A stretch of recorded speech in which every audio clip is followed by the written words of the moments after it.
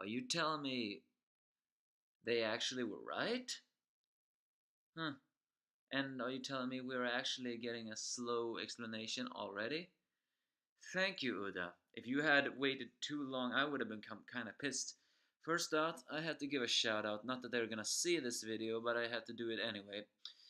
A long time ago, I think I read theories made by Marco the Theorists and Arthur the Library O'Hara. Are those YouTubers' names? Very good theorists and, of course, enjoyable YouTubers. Uh, I don't know if it was their original theories, but they had some pretty good about them. Of course, I only half-heartedly believe them, and I don't know. Was it Arthur the O'Hara who made the time travel thing, or was that Marco? I mean, Marco did talk about a separate timeline. Either way, time was the essence in their theories, and it seems that they have been very close to having long. So I have to say, my hat off to you. Although we still haven't gotten the answer just yet, we can safe to say we are very close. Hi, for those who are watching, this is me, the angry anime fan, the despair reviewer, and this is, of course, One Piece 919, and we see at first the pictures of the other members of the Grand Fleet. Leo's pirates are named the Tontata Pirates. I guess that's not surprising. The only one who is surprising is the fact that Orlumbus is still called the Jonta Maria Grand Fleet, but I guess this is the final page of the, uh, well, story of the Grand Fleet. Either way, this the story begins with the fact that Luffy leaves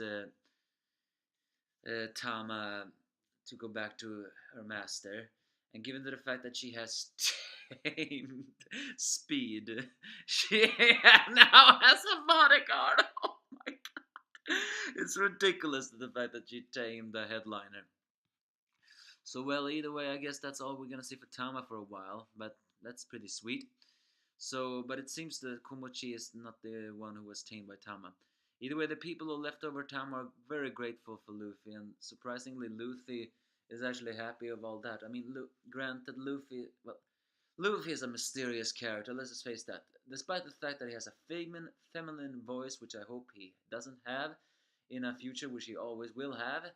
Well, if they ever remake the one, I hope they change it. But the thing is that he sometimes don't want to be a hero, but sometimes he can really be very kind-hearted. So the people are very fine by that. It's only Trafalgar Law, though, who is actually saying that he finds a benevolent pirate revolting. Didn't uh, Julie Barney say something the same? I mean, Trafalgar Law, you are a mysterious character. You sometimes seem to have kindness, sometimes you don't have. Either way, Ukuki goes with them as they get to the place where they see the graves of Kinemon and the others. Of course, Luffy immediately freaks out as Law keeps on saying cryptic things that we'll probably see him tonight. But it turns out that no, Kinemon and the rest are not dead. It's just that he has an extreme case of diarrhea because he ate things from the river. It's pretty funny though when they say something like Taro, they are alive. When did I say they were dead? I was trying to say we'll come out of the bathroom tonight. Don't be so misleading. That's my line, damn it! Luda, stop being so misleading, or are you still misleading us? These things are just being too confusing.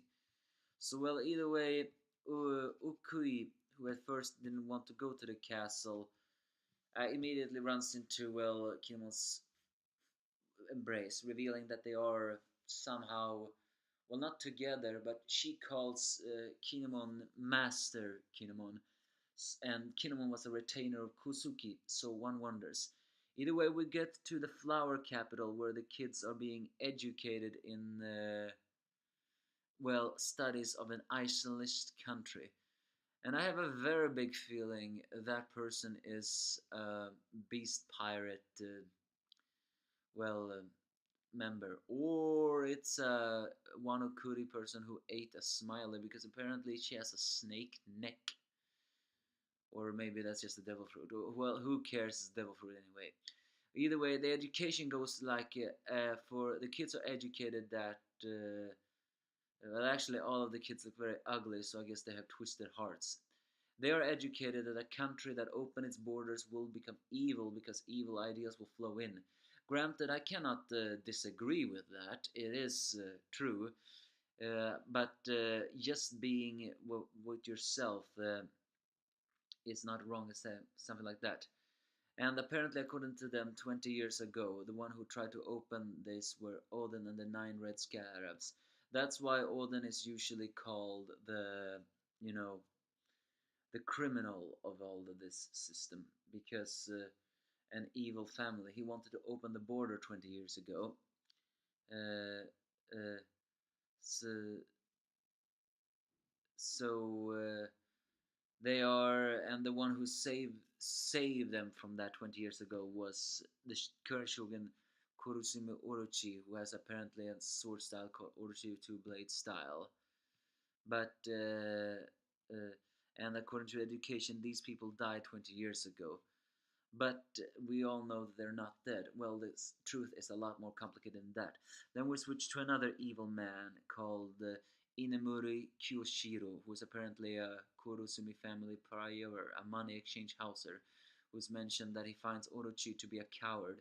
20 years ago, Lord Odin's wife, on the middle of a burning castle, apparently prophesied that you are like the moon who knows not of the dawn. If there's one ended wish that can be fulfilled, then it shall be the one where 9 shadows are cast, woven together for 20 years of moonlight nights. Only then shall you know the radiance of dawn.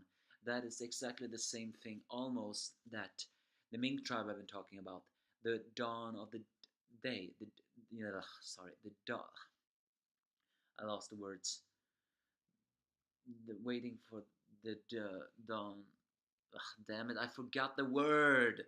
Dawn of the day is not the right word, but it seems though, but um, however, the one who overhears this all is Robin, who is infiltrated as a, well, geisha. And according to Lord Odin's wife, 20 years also, she said mm, another thing that Orochi translated as 20 years in a moonlight night, vengeance will come, 9 samurai will appear, they will kill you and open up this country's borders. Now we are in the prophesied 20 years. However, this drunk guy feels like it's a real, well, shabalha, since the fact that the Kosuke family died 20 years ago. However, it's not really that complicated. Back on the place of everything else, Luffy meets up with Momo as well as Sanji, Nami, Brook, and Chopper and Karoto. It's worth noting that Zoro and Sanji are not saying anything to each other so far. If anyone should have been angry at Sanji's incident, it should have been Zoro. And according to Momonosuke, he has been training with the sword. Well, I just wonder if he's really is doing something else. Well, either way, the troops are all collected, and now they will so, so it's time for well,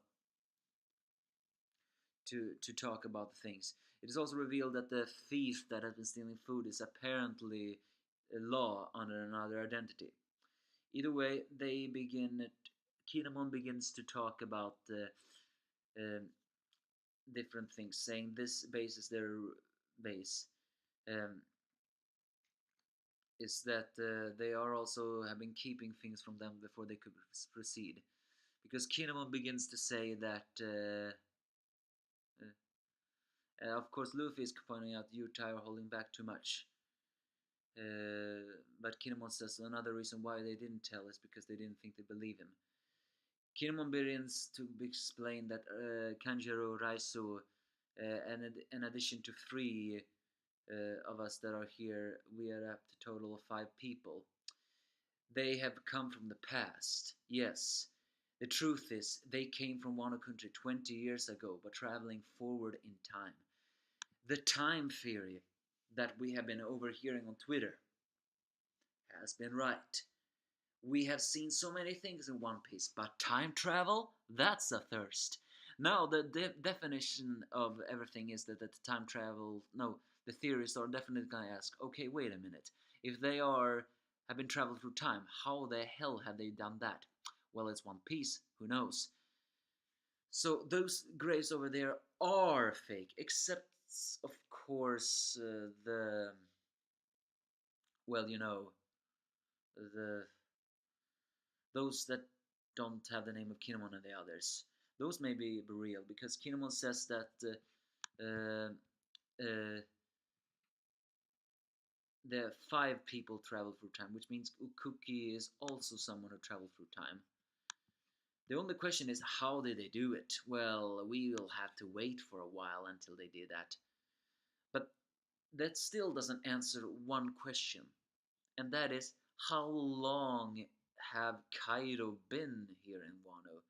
Did Kaido? It seems to include that it's no imply that 20 years ago, yes, Kaido really did take over Wano. So are you telling me Wano has been his base for 20 years? And how do we not know this until now? Well, granted, that is not answered yet. The Kaido situation is the only thing that is not yet answered. They say five people travel through time. They do not count Lord Oden in that, so Lord Oden may very well have died 20 years ago. But everything that the people have been saying up until now, as the theorists have been saying, like Marco and author Library of Ohara have been saying, things have been pointing out. Yes, 20 years ago, Momonosuke really did meet Roger because it was 20 years ago. There's just some things in this thing that still is not answered, and that is if if they really did travel 20 years ago and all that stuff, then how uh, did when 20 years ago did it happen? Is someone trying to say? Because for some reason, Odin still was a member of the Roger Pirates. So when did he get assassinated? And who made them travel through time? Was it Odin with the devil fruit? Or is it the fact that Kosuki family really have a power? Well, either way, Lord Odin's... No, sorry. Orochi's paranoia and his creepiness makes all the more sense now. So the kids are educated in the wrong way. We still don't know the real truth on all of this, but we can safe to assume that what being educated in is not the truth, because the isolation that they are. After all, Orochi is a bit of a hypocrite. He's taking power from another pirate that is outside. However, finally things are getting exciting in One Piece again. It's been a while since that I've been feeling.